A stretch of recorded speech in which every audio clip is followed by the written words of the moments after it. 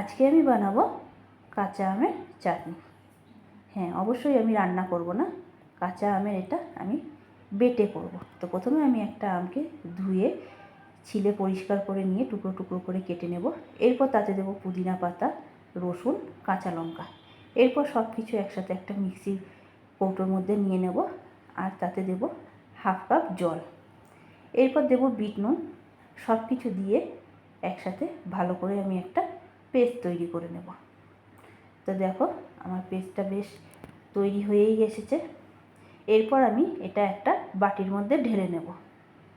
বাটির মধ্যে ঢালার পর এতে আমি একে একে দেব সর্ষের তেল, দেব চাট মশলা। চাট মশলাটা অপশনাল, তুমি না চাইলেও তোমরা দিতে নাও পারো।